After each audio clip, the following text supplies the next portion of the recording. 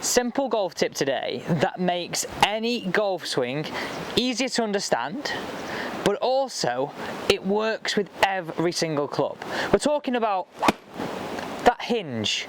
You being able to display power, you being able to deliver that golf club correctly from a good backswing position. I see this question so many times, and this is why I want to really bring it up. Alex, like, how do I hinge my wrist? What is the correct point? How do I do it? What is the correct sequence? Well, I've got you covered today. This is going to be all about how we build a perfect backswing position with the wrists and the body for you to unload into the golf ball. So what is the correct point of this hinge in the backswing? See too many golfers with not enough hinge, some golfers with too much hinge. What is the right thing to do, and what is the right point in which we could do it? So we've sort of got those two categories there. We've got the golfers who have no hinge, find it hard to display some power, and then you find that if you are in that category, you will have to make more of a compensation with our body to swing the golf club the same distance. Watch this. So I'm going to swing this golf club, I'm going to hinge it correctly. Look where my golf club head has travelled to. Now if I don't do any hinge, look how I have to really make some rotation and changes just to get this golf club to travel to the same point. So if I'm stood here hitting one away now and in a nice relaxed fashion, what is the correct move? What am I looking for? Now we've got your likes Danny Willett, who will stand there, set the golf club quite early. Now I like it this way because I think golf has to be simple with no jagged sharp movements. A lot of you will think of those jagged sharp movements as what feels like you're holding the angle on the downswing, or potentially how you set that club on the way back.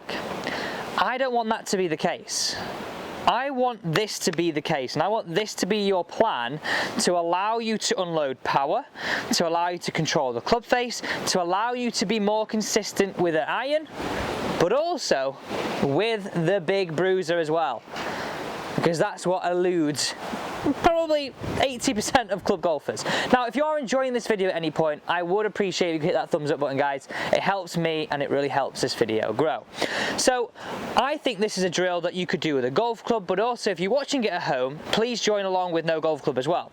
What I want you to think about the golf swing now is that we're creating a gradual hinge of this golf club up until this 9 o'clock position. So this first quarter of the golf swing, what I want you to have achieved by that point is that feeling of your thumb at a 90-degree angle, roughly, only roughly, to your forearm. So if you're at home now, you can easily just practice this. Now, why I like it gradual is this reason. It allows you to have a bit more rhythm.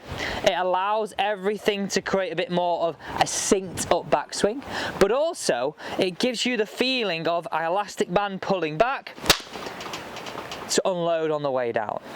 So to hit some shots away, if you are lucky enough to be at the range while you're watching this video, we're all jealous, hopefully you are, is grab 3 golf balls. And this is absolutely fantastic, and you've got to make sure you watch the rest of this video because doing it in this sequence is vitally important if you want to make that transition of this drill from an iron all the way to a driver.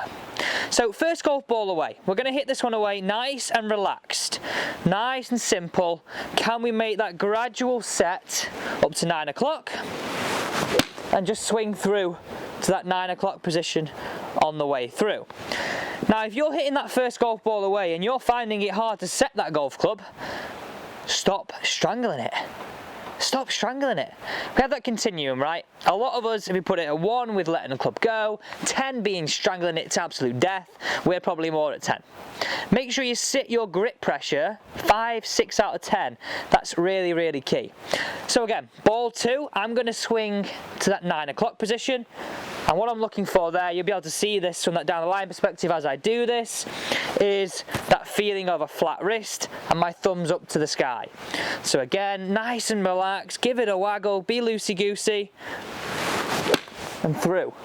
And you'll be absolutely amazed how much power you're able to display in this shot. Okay, so the final golf ball of this set is this. Standing here, creating a more fuller backswing, and we're feeling as though we gradually swing through that position, and then we can unload down at the ball.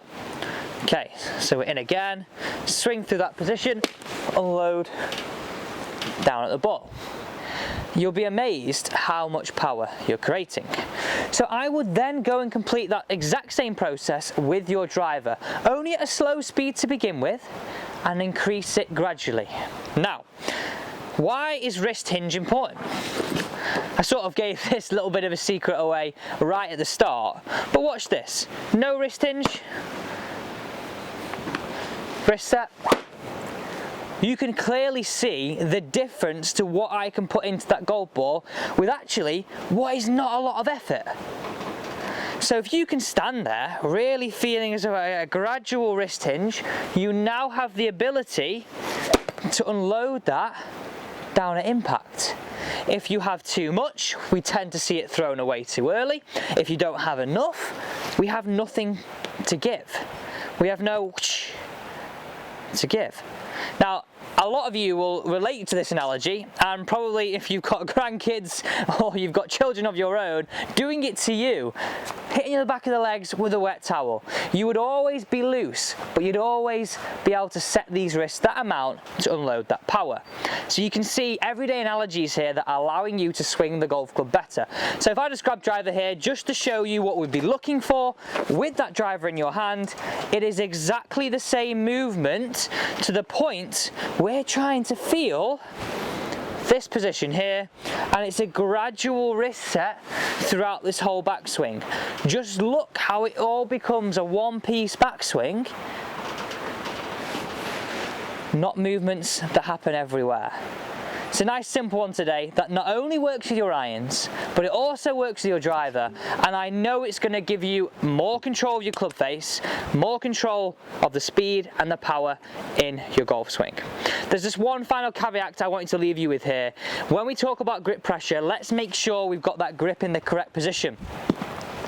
2.5 knuckles on our left hand and both creases pointing into our right shoulder. Thanks so much for watching today's daily tip on Alex Elliott Golf. Don't forget to subscribe and tune in tomorrow for some more tips that are going to help you lower your scores.